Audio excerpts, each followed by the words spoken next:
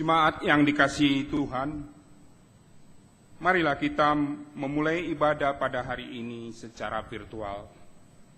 Dengan bangkit berdiri, kita akan memuji Tuhan dari Kidung Jemaat 397 ayat 1 dan 4. Terpuji Engkau Allah Maha Besar.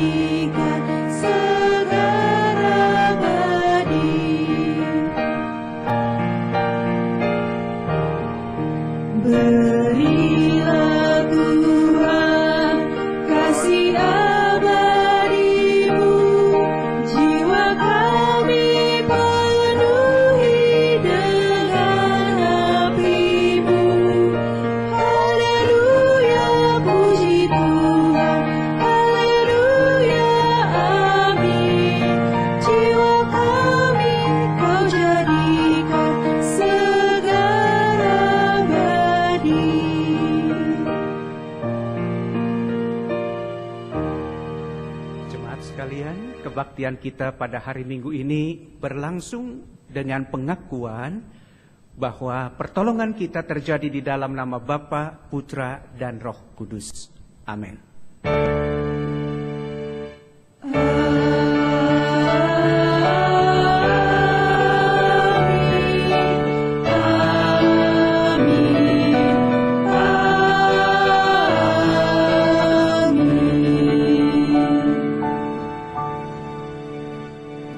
Kasih karunia dan damai sejahtera Allah, Bapa kita dan dari Tuhan Yesus Kristus turun atasmu.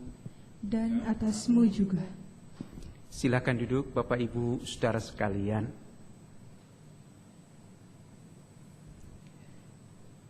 Selamat hari Minggu Jemaat yang dikasihi Tuhan Yesus Kristus. Selamat bertemu kembali di dalam ibadah online kita. Tema kita pada hari Minggu ini adalah percayalah. Melalui tema ini diharapkan kita untuk terus dapat percaya pada Tuhan meskipun dalam hidup kita menghadapi berbagai ketakutan, kecemasan. Firman Tuhan yang mendasari tema kita pada hari Minggu ini dicatat dari Roma pasal 10 ayat yang ke-10. Demikian, karena dengan hati orang percaya dan dibenarkan, dan dengan mulut orang mengaku dan diselamatkan. Kita naikkan pujian Siapa yang Berpegang.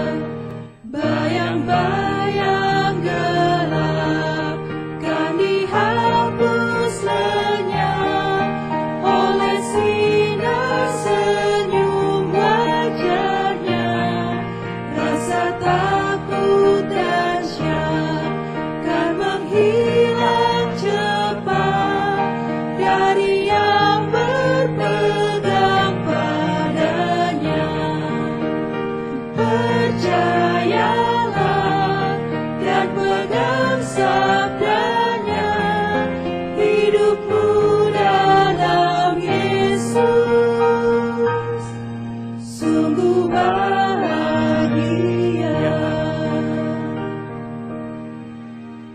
Marilah jemaat Tuhan, kita bersama-sama tundukkan hati dan pikiran kita ke hadapan Tuhan dalam doa pengakuan dosa.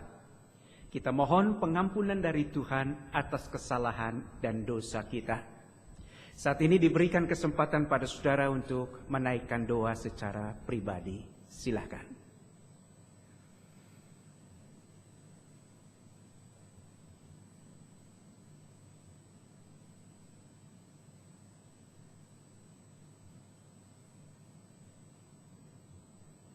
Bapa di sorga, kami percaya tidak ada yang benar di hadapan Tuhan.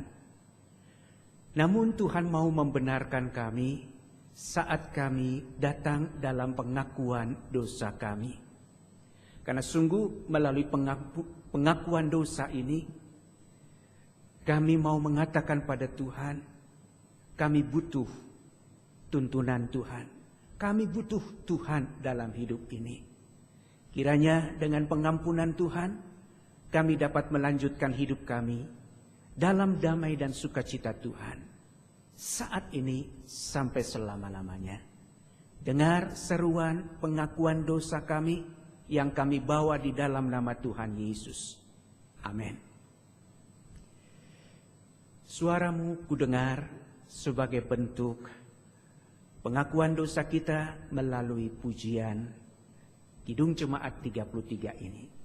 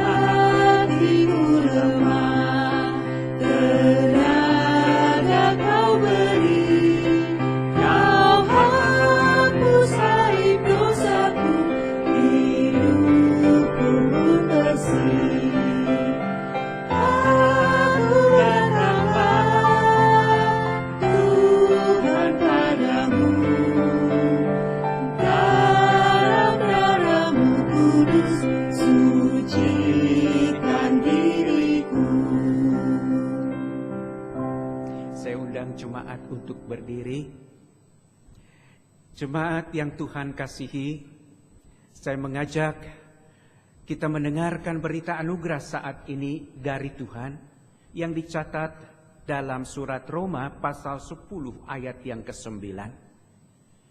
Sebab jika kamu mengaku dengan mulutmu bahwa Yesus adalah Tuhan dan percaya dalam hatimu bahwa Allah sudah membangkitkan Dia dari antara orang mati, maka kamu akan diselamatkan. Demikianlah berita anugerah dari Tuhan. Syukur kepada Allah. Kita naikkan pujian, agunglah kasih Allahku.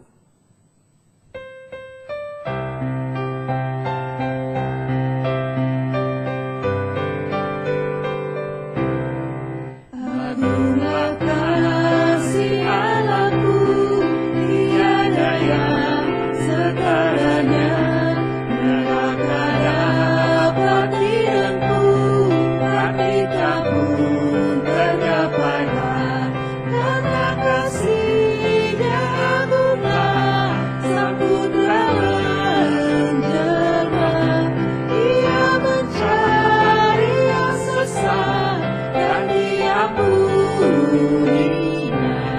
Oh kasih Allah agunglah, tiada bandingnya, kekal teguh dan mulia, dijunjung umat-Nya. Saya persilahkan jemaat untuk duduk kembali. Kita akan bersama-sama merenungkan firman Tuhan saat ini. Sebelumnya, marilah kita berdoa. Tuhan Yesus, kami bersyukur saat ini kami diberikan kesempatan oleh Tuhan dalam ibadah online untuk membaca dan merenungkan firman-Mu. Karena sungguh melalui firman Tuhan, kami mau diarahkan Tuhan untuk hidup lebih baik lagi, lebih berkenan lagi di hadapan Tuhan. Terima kasih Bapa, kami siap merenungkan firman-Mu. Dalam nama Tuhan Yesus kami berdoa. Amin. Bapak, Ibu, Saudara yang dikasihi Tuhan Yesus, saya akan membacakan dari Injil Matius pasalnya yang ke-14, ayat 22 sampai ayat 33. Injil Matius pasal 14, ayat 22 sampai ayat 33. Dicatat demikian. Sesudah itu Yesus segera memerintahkan murid-muridnya naik ke perahu. Kata segera di sini dalam bahasa aslinya dengan mendesak. Sementara itu Yesus menyuruh orang banyak pulang. Dan setelah orang banyak itu disuruhnya pulang, Yesus naik ke atas bukit untuk berdoa seorang diri. Ketika hari sudah malam, ia sendirian di situ. Perahu murid-muridnya sudah beberapa mil jauhnya dari pantai dan diombang-ambingkan gelombang karena angin sakal. Kira-kira jam 3 malam, datanglah Yesus kepada mereka berjalan di atas air. Ketika murid-muridnya melihat Yesus berjalan di atas air, mereka terkejut dan berseru, "Itu hantu!" Lalu berteriak-teriak karena takut. Tetapi segera Yesus berkata kepada mereka, "Tenanglah, aku ini, jangan takut." Lalu Petrus berseru dan menjawab dia, "Tuhan, apabila Engkau itu, suruhlah aku datang kepadamu berjalan di atas air." Kata Yesus, "Datanglah." Maka Petrus turun dari perahu dan berjalan di atas air mendapatkan Yesus.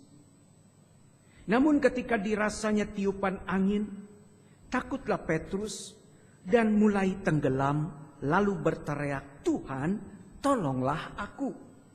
Segera Yesus mengulurkan tangannya, memegang dia dan berkata, "Hai orang yang kurang percaya, mengapa engkau bimbang?" Lalu mereka naik ke perahu dan angin pun redalah.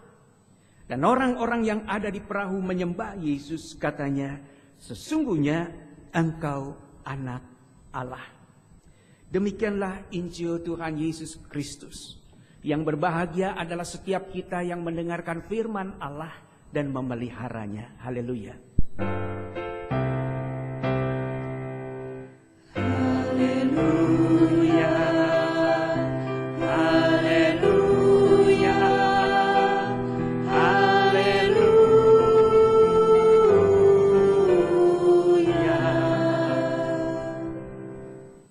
Saudara, begitu banyak orang di zaman sekarang ini sulit untuk dipercaya.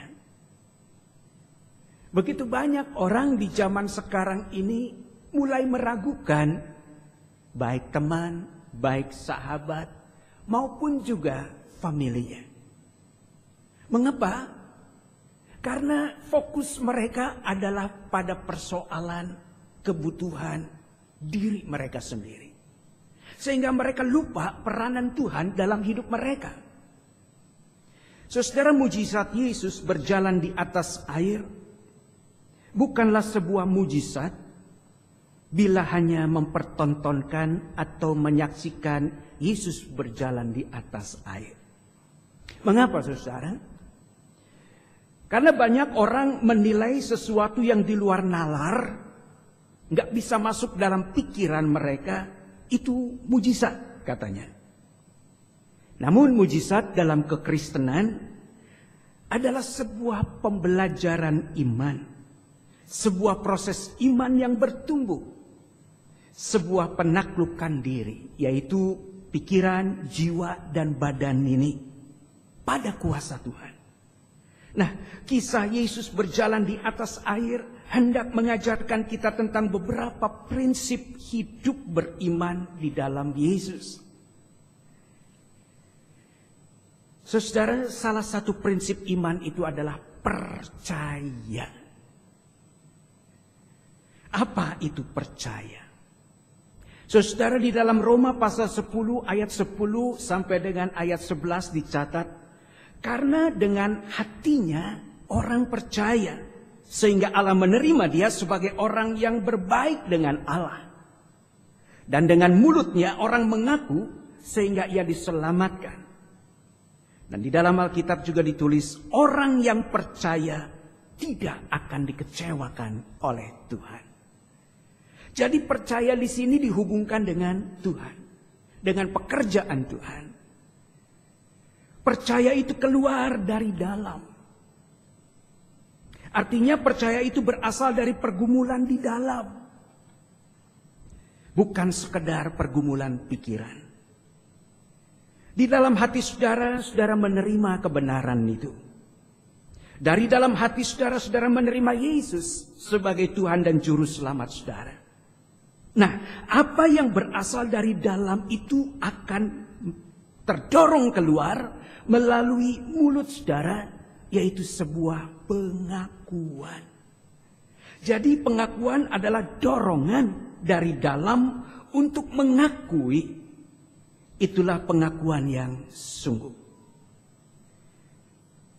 Namun ada seorang suami dilihat oleh istrinya sedang membohonginya. Dan dia dipaksa untuk mengakui bahwa dia sedang membohongi istrinya. Daripada ribut, si suami mengatakan, ya udahlah, saya salah. Itu pengakuan yang gak keluar dari dalam. Tapi lingkungan yang menekan orang ini, menekan suami ini untuk mengakui apa yang tidak dia perbuat. Saudara, jadi secara sederhana, percaya itu berarti setiap orang yang menerima Yesus hidup di dalam hidupnya. Dan setiap orang yang menerima Yesus untuk bekerja dalam hatinya, pasti orang-orang seperti ini akan mengakui dengan mulutnya bahwa Yesus adalah Juru Selamatnya. Saudara, apakah kita mengakui bahwa Yesus adalah Juru Selamat kita? Ketika saudara mengatakan, ya benar, Yesus adalah Juru Selamat saya, berarti dari dalam hati saudara, saudara menerima Yesus sebagai Tuhan dan Juru Selamat saudara, sebagai Allah yang menopang menuntun jalan hidup saudara. Namun saudara, dalam kehidupan sehari-hari, mungkin banyak yang bertanya, seperti apa orang percaya itu? Orang yang percaya pada Yesus itu. Pertama, saudara, percaya itu berarti mempunyai hubungan yang intim dengan Tuhan melalui doa dan saat teduh kita. Dalam ayat yang ke-23 dikatakan, dan setelah orang banyak itu disuruhnya pulang, Yesus naik ke atas bukit untuk berdoa seorang diri. Mengapa Yesus perlu berdoa seorang diri? Dan itu juga dicatat di dalam Markus pasal yang pertama ayat yang ke-35. Pagi-pagi benar, Yesus pergi ke tempat yang sepi dan berdoa di sana. Yesus sangat membutuhkan hubungan yang intim bersama dengan Bapanya. Mengapa? Karena dengan hubungan yang intim bersama dengan Bapanya, Yesus sedang mengajarkan pada saudara dan saya, hubungan yang intim itu adalah hubungan yang menguatkan engkau untuk terus menerus menjadikan Yesus sebagai Tuhan dan Juru Selamat dan penolong hidupmu. Saudara, semakin kita jarang berhubungan intim dengan Tuhan, maka sebenarnya percaya saudara sedang mengalami kekenduran rohani. Saudara, Yesus tidak menghendaki hal itu terjadi dalam hidup saudara. Jadi yang pertama, percaya itu berarti terus-menerus memelihara hubungan yang intim dengan Tuhan. Dalam hubungan yang intim, saudara diajar untuk semakin menundukkan diri di hadapan Tuhan. Semakin membuka pikiran dan hati saudara untuk selalu ditopang oleh firman Tuhan. Saudara yang dikasihi Tuhan Yesus Kristus, yang kedua, percaya itu berarti memahami bahwa setiap persoalan dalam hidup saudara, semua tidak lepas dari cara Tuhan dalam mengajar dan mendidik saudara, agar hidup saudara bertumbuh dalam iman, pengharapan, dan kasih pada Tuhan. Kalau saudara membaca ayat yang ke-22 dan 24 dari bacaan kita. Sesudah itu Yesus segera memerintahkan murid-muridnya naik ke perahu dan mendahuluinya ke seberang. Kenapa Tuhan Yesus menyuruh murid-muridnya untuk pergi ke seberang? Meninggalkan Yesus. Ayat 24. Perahu murid-muridnya sudah beberapa mil jauhnya dari pantai dan diombang-ambingkan gelombang karena angin sakal. Saudara, kadangkala ketika Tuhan membentuk saudara dalam iman, pengharapan, dan kasih pada Tuhan, Tuhan izinkan saudara harus berhadapan dengan situasi-situasi yang sulit dalam hidup saudara. Mengapa? Karena Tuhan mau mengajar saudara untuk tidak hidup karena otot, karena kemampuan saudara, tapi karena mengandalkan Tuhan. Ada seorang pendeta yang sangat dicintai oleh jemaatnya. Apapun yang menjadi kebutuhan pendeta itu, jemaatnya selalu menopang sang pendeta. Semakin lama pendeta ini semakin berharap hanya atau bersandar hanya kepada manusia. Satu hari pendeta ini mengalami sakit jantung yang sangat kronis. Satu malam istrinya berdoa di samping suaminya. Tuhan, kalau Tuhan mau mendengar doaku, sebaiknya jangan disembuhkan dulu penyakit suamiku. Waduh saudara, kalau saudara jadi suami ini, istri kurang ajar saudara. Mengapa? Karena selama ini si suami selalu cerita kepada anggota jemaatnya, saya sedang mengalami ini, saya sedang ditekan seperti ini. Bagaimana caranya? Si jemaat mengatakan, jangan khawatir Pak Pendeta, kita pergi ke rumah sakit ini, kita pergi ke dokter ini, kita pergi ke tabib ini, kita pergi ke rumah obat ini, kita beli obat ini, kita banyak hal yang didukung dan ditopang umatnya. Rupanya Tuhan mendengar juga ini, apa yang didoakan si istri. Enggak kunjung sembuh. Sampai satu hari si pendeta ini mengatakan, Tuhan, sebenarnya Tuhan sudah mengingatkan saya melalui doa istri saya. Dan saat ini saya mengandalkan Tuhan. Saya berobat, namun saya juga akan berdoa pada Tuhan, meminta pertolongan Tuhan. Hanya Engkaulah tabib satu-satunya. Saudara, dari hari ke hari, ketika pendeta ini mulai berharap penuh pada Tuhan, kesembuhan itu mulai dirasakan. Kadangkala saudara, kita mencoba berdoa pada Tuhan dengan doa-doa pikiran kita. Tuhan, aku mau pergi ke tabib yang mujarab ini, tolong Tuhan jamah tabib itu supaya bisa menyembuhkan saya. Jadi yang saudara harapkan tabib itu yang menyembuhkan saudara. Saudara, yang Tuhan mau adalah tunduk, sujud di hadapan Tuhan. Tuhan, aku percaya Tuhan sedang izinkan angin sakal ini ada di hadapanku. Saudara, yang ketiga Tuhan mengajarkan, percayalah bahwa aku tidak pernah meninggalkan engkau. Tepat pada waktu Tuhan, dikatakan jam 3. Angka 3 ini buat budaya orang Yahudi itu angka buat Tuhan. Angka 4 itu angka manusia. Jadi kalau dikatakan Tuhan datang jam 3, berarti itu waktunya Tuhan. Tuhan punya waktu saat dia menopang saudara. Tuhan punya waktu saat dia menolong saudara. Tuhan punya waktu saat Tuhan menyiapkan jalan buat saudara dalam hidup ini. Dan bahkan Tuhan mengingatkan para muridnya, mengajar para muridnya.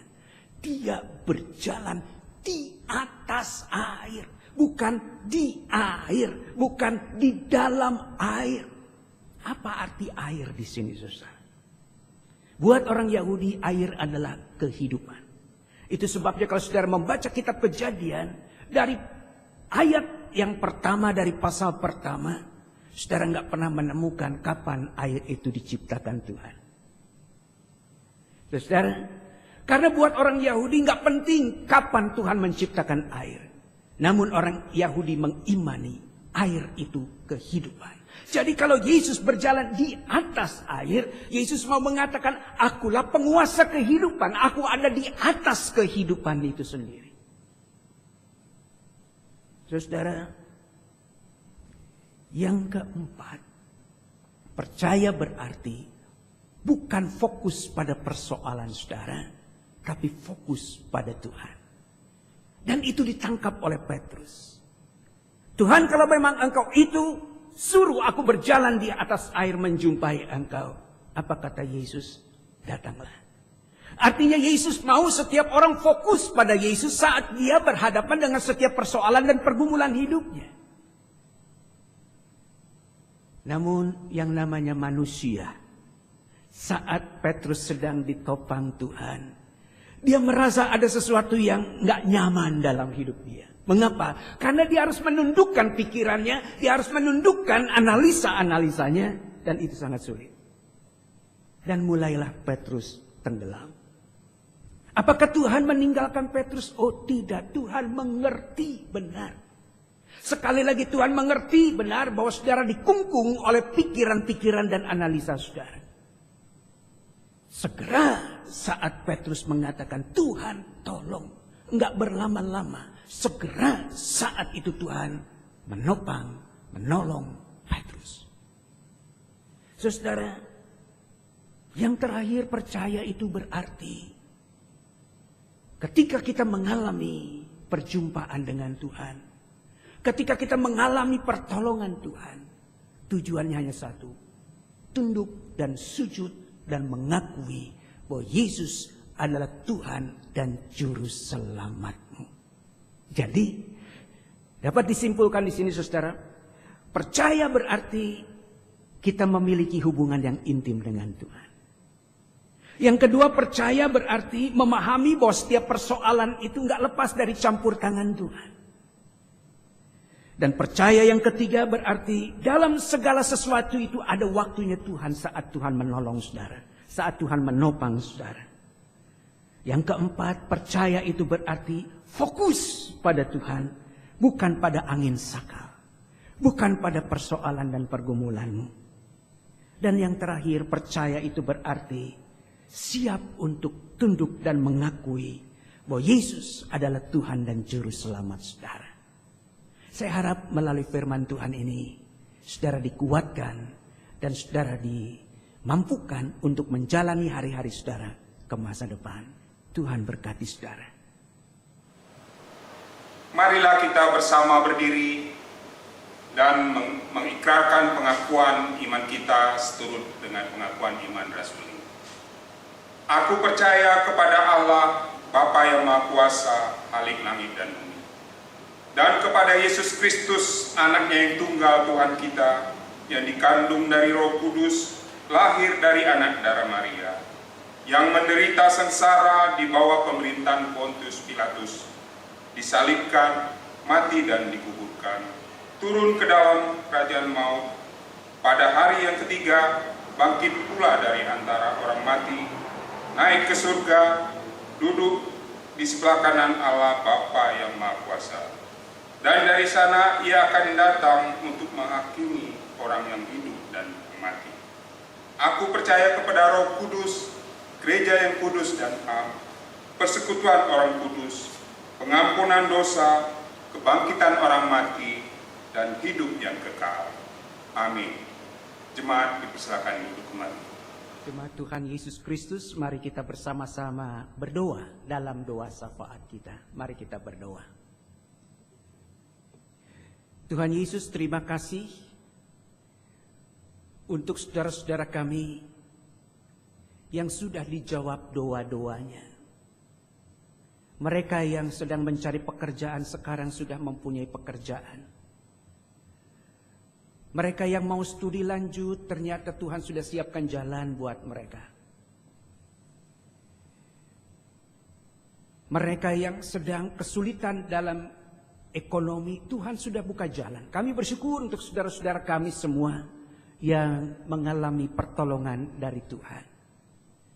Dan kami juga berdoa saat ini untuk jemaat Tuhan yang masih tetap bergumul dengan rumah tangganya, dengan usahanya, dengan pelayanannya, dengan segala hal yang menjadi pergumulannya.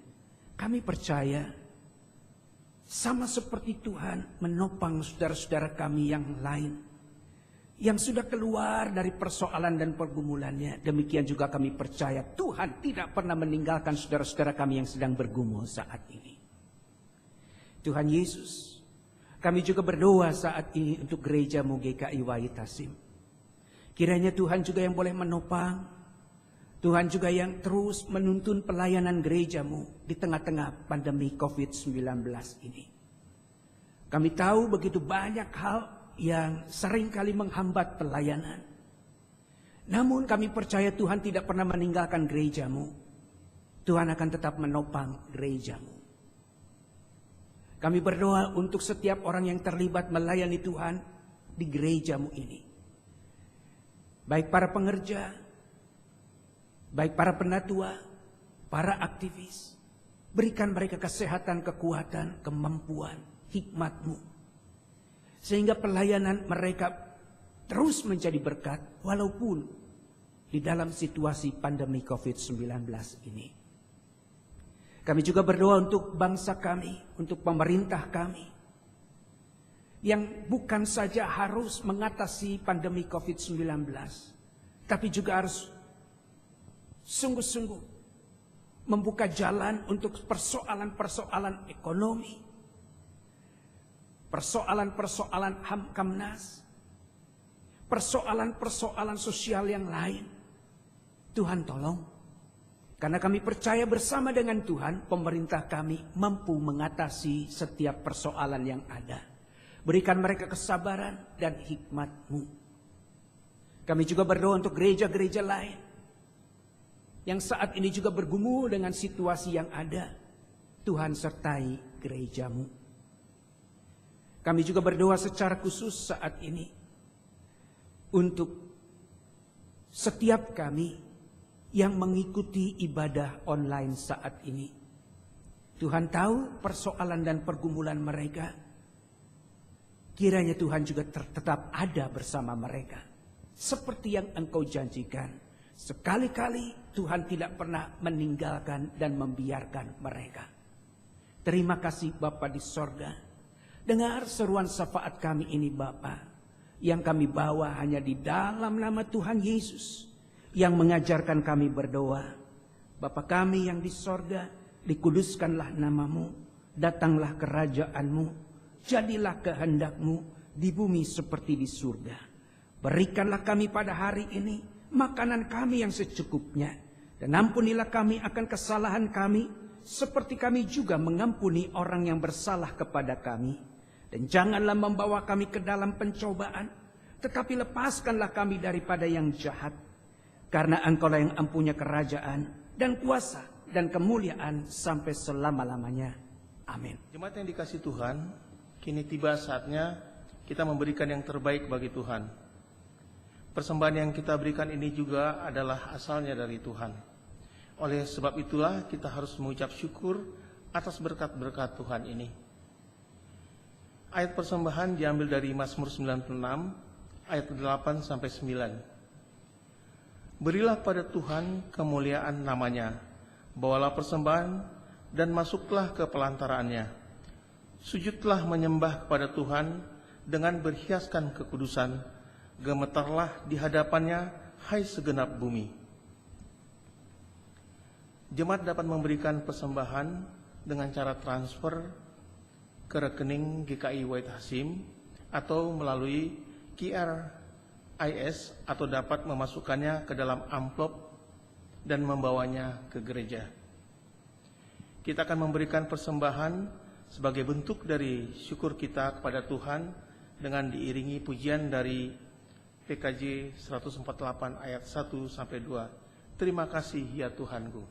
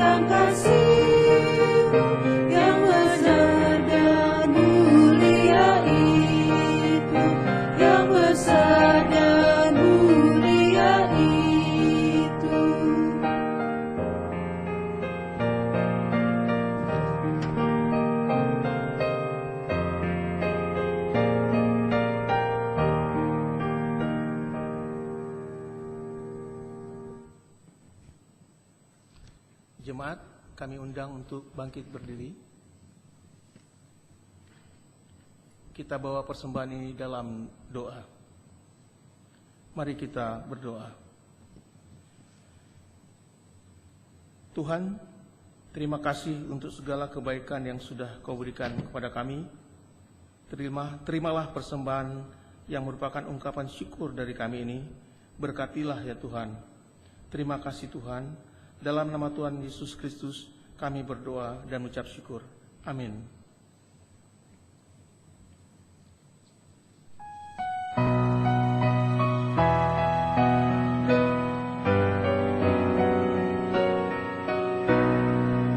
Jangan hidup tak selalu tanpa Kamu yang berkat, namun kasih Tuhan nyata pada waktu yang tepat.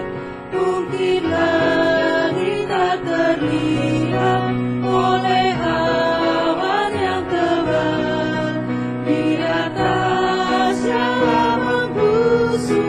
kami kasih yang lengkap.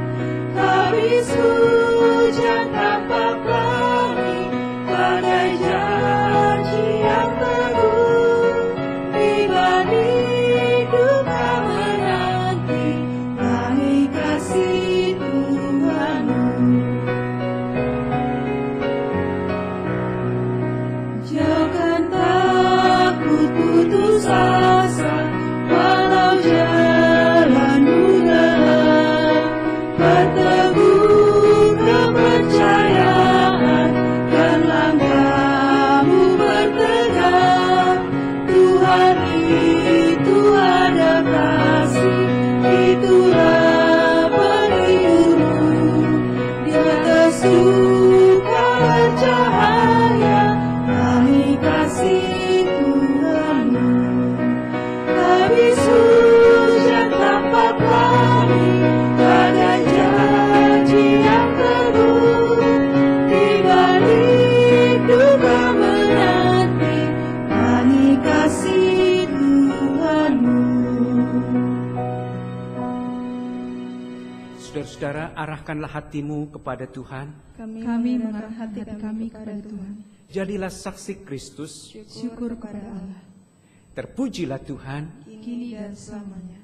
Terimalah berkat Tuhan. Tuhan memberkati engkau dan melindungi engkau. Tuhan menyinari engkau dengan wajah-Nya dan memberi engkau kasih karunia. Tuhan menghadapkan wajah-Nya kepadamu dan memberi engkau damai sejahtera. Haleluya.